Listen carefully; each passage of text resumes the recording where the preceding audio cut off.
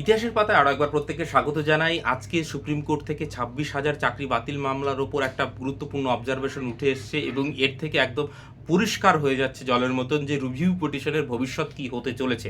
এবং আমার গ্রুপের সঙ্গে যারা যুক্ত রয়েছেন তারা পরিষ্কার বুঝতে পারছেন আমি কোন দিকে ইঙ্গিত করছি। বিষয়টা খুব সংক্ষেপে এবং সহজভাবে বুঝিয়ে দিচ্ছি যে অ্যাকচুয়ালি আজকে হয়েছেটা কি। দেখুন, আপনারা জানেন যে 26,000 চাকরি বাতিল হয়েছে এবং সেইখানে যে বিভিন্ন ধরনের দুর্নীতি হয়েছিল, 17 রকমের দুর্নীতি বলা হচ্ছে। তো সেই জায়গায় দাঁড়িয়ে নতুন করে সুপ্রিম কোর্ট পরীক্ষা নেওয়ার কথা বলেছেন। এবার তার পরিপ্রেক্ষিতে রাজ্য সরকার রিভিউ পিটিশনে গিয়েছে যে যদি কিছু হয় আবার। তো এই যে এসএসসি রিভিউ পিটিশন, তার ভবিষ্যৎটা কি সেইটা আজকে কিন্তু একদম পরিষ্কার হয়ে গেল। এইবার কেন আমি বলছি এই কথা, কারণ আজকে কিছুজন একটা গ্রুপ গিয়েছিল সুপ্রিম কোর্টের কাছে, অ্যাপ্লাই করেছিল যে আমাদেরকে পরীক্ষায় বসতে দেওয়া হোক। এবার কেন এই কথা আপনারা যদি না জেনে থাকেন আরও একবার বলে রাখি।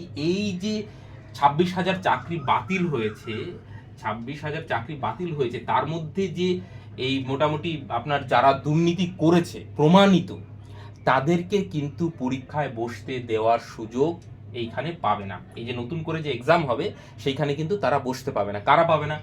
যেমন র্যাঙ্ক জাম্প, তাদেরকেও বসতে দেওয়া হয়নি, বা ওএমআর ম্যানিপুলেশনের মাধ্যমে যারা চাকরি পেয়েছে তাদেরকেও, বা আপনার এক্সপায়ারি অফ প্যানেল যারা নিয়োগ হয়েছে তাদেরকে। তো এই রকম যারা দুর্নীতির মধ্য দিয়ে চাকরি পেয়েছে তাদের এই নতুন নিয়োগ প্রক্রিয়ায় কিন্তু বসার কোনো রকম কোনো সুযোগ নেই। এইবার এই যারা র্যাঙ্ক জাম্প করেছিল তাদের একটা গ্রুপ গিয়েছিল যে মাইলর্ড আমাদেরকে পরীক্ষায় বসতে দেওয়া হোক, কারণ এর মধ্যেও তারা আশা করছে যে যদি আমরা আবার পুনরায় পরীক্ষা দিয়ে চাকরিটা পেতে পারি। এইবার এই যে জাস্টিস সঞ্জয় কুমার, তিনি কিন্তু পরিষ্কার বলে দিয়েছেন দুর্নীতি মানে দুর্নীতি, যারা র্যাঙ্ক জাম্প করেছে তাদেরকে কোনো রকম কোনো সুযোগ তিনি দিলেন না, যে তিনি একদম নাকচ করে দিলেন, এদেরকে পরীক্ষায় বসতে দেওয়া যাবে না, মানে কোনো রকম ছাড়। তারা ছাড় চাইতে গেছিল যে আমাদেরকে অন্তত পরীক্ষায় বসতে দেওয়া হোক, আমাদের তো ওএমআর ম্যানিপুলেশন নেই, আমরা শুধুমাত্র র্যাঙ্ক জাম্প করেছি, তো সেক্ষেত্রে আমাদেরকে আর একটা সুযোগ দেওয়া হোক পরীক্ষায়, নতুন যে নিয়োগ প্রক্রিয়াটা হচ্ছে। সঞ্জয় কুমার বলে দিয়েছেন না। এই সঞ্জয় কুমারকে আপনারা ভালো করে খেয়াল করুন যে আগের যে বিচারপতি ছিলেন সঞ্জীব খান্না এবং সঞ্জয় কুমার ডিভিশন বেঞ্চ থেকেই কিন্তু প্রধান বিচারপতির ডিভিশন বেঞ্চ থেকেই কিন্তু এই 26,000 চাকরি বাতিল মামলার রায়টা এসছিল। এবং এখন বিহার গাভাই হচ্ছে প্রধান বিচারপতি, কিন্তু বিহার গাভাই তো এইটা শোনেননি। কিন্তু সঞ্জয় কুমার প্রধান বিচারপতি সঞ্জীব খান্না চলে গেলেও সঞ্জয় কুমার তো রয়েছেন, তিনি তো পুরো বিষয়টা জানেন, তার কাছেই গিয়েছিল এবং তিনি এই বিষয়টা নাকচ করে দিয়েছেন। তিনি একদম পরিষ্কার বলে দিয়েছেন যে যারা দুর্নীতি করেছে তাদের কোনো রকম কোনো সুযোগ নেই, দুর্নীতি মানে দুর্নীতি, যেভাবেই সে দুর্নীতি করুন। তাহলে এর থেকে কি আমরা বুঝতে পারলাম? এর থেকে আমরা এটা বুঝতে পারলাম যে এই যে রিভিউ পিটিশন, এইটার কিন্তু খুব একটা আর আশাই নেই। পরীক্ষা কিন্তু হচ্ছে, অর্থাৎ এই যে 2016 সালের যে পরীক্ষা নিতে বলেছিল এইটা কিন্তু সুপ্রিম কোর্টের রায় অনুযায়ী হতে চলেছে। কারণ রিভিউ পিটিশনটা তো সঞ্জয় কুমারের বেঞ্চেই যাবে, কারণ উনি পুরো বিষয়টা শুনেছেন। এইবার এবং তার উপরেই ডিপেন্ড করবে এখনকার বিচারপতি, কারণ তিনি তো শোনেননি, তাই না? বিআর গাভাই স্যার যিনি এসছেন। এবং এই যে রিভিউ এর যে ব্যাপারটা বারবার বলছিল, আমরা রিভিউতে গিয়েছি সরকারের পক্ষ থেকে, তো এইটা কিন্তু কোনো কাজে আসবে না। একদম পরিষ্কার হলো বিষয়টা যে এই জায়গাটা যে আজকে ক্ল্যারিফাই করলো র্যাঙ্ক জাম্পদের কোনো রকম কোনো সুযোগ নেই, বা অন্য কোনোভাবে যারা দুর্নীতি করেছে তাদের কোনো রকম কোনো সুযোগ নেই নতুন পরীক্ষায়। তার মানে কি নতুন পরীক্ষা হচ্ছে এটাই। কারণ রিভিউ পিটিশনে গিয়ে কি লাভ হবে? সেগ্রিগেশনকে পুরো করতে পেরেছে এসএসসি, বা এসএসসি কি সার্টিফাই করেছে এরা যোগ্য এরা অযোগ্য, একদম পারফেক্টলি বলতে পেরেছে যে এই যোগ্য তালিকার মধ্যে একজনও অযোগ্য নেই? বলতে পারেনি।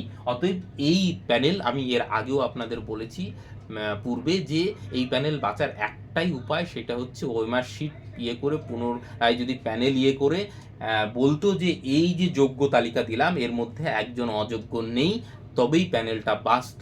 কিন্তু দেখবেন যে রিভিউ পিটিশনে গিয়ে আপনি যদি পড়েন সেটা সুপ্রিম কোর্ট কোথায় কোথায় ভুল করেছে, বিশাল জ্ঞান দেওয়ার চেষ্টা করেছে। তো যাই হোক, সেটা আশা করি ঢোপে টিকবে না।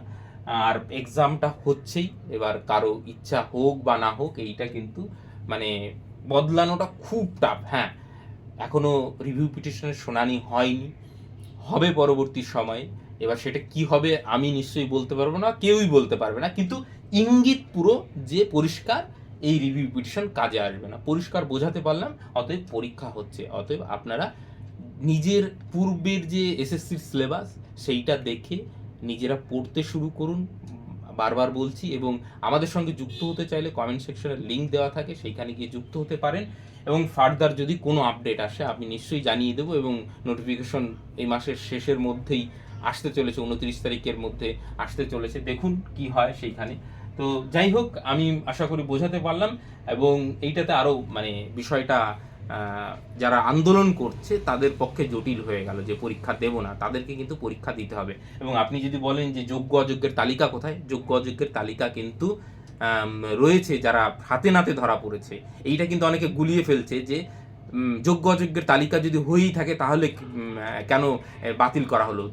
এই যে যারা স্পেসিফিক্যালি মানে টেন্টেড নয়, তার মধ্যে যে একজন দুইজন টেন্টেড আছে কি নেই এইটাকে ক্লিয়ারিফাই করবে, এই জন্যই কিন্তু বাতিল। এবং যারা হাতে নাতে ধরা পড়েছেন তাদেরকেই শুধুমাত্র এইখানে পরীক্ষায় বসতে দেওয়া হবে না, যারা ধরা পড়েননি মানে যারা যোগ্য মানে এই আন্দোলন করছেন তারা কিন্তু পরীক্ষায় বসতে পারবেন, ঠিক আছে। এবং বাকি যারা 16 সালে পরীক্ষায় বসছিলেন তারাও বুঝতে পারবেন, এবং নতুনরাও আশা করি বুঝতে পারবেন। এবার নতুনদের প্রসঙ্গে বলি যে যতক্ষণ না নোটিফিকেশন আসছে ততক্ষণ কিন্তু মানে একদম 100% নিশ্চিত বলা যাচ্ছে না যে নতুনরা কি বসতে দেবে কি দেবে না। কিন্তু আমার মনে হয় সুপ্রিম কোর্ট থেকে যদি এই ক্ল্যারিফিকেশনটা নিয়ে আসা যেত সব থেকে ভালো হতো।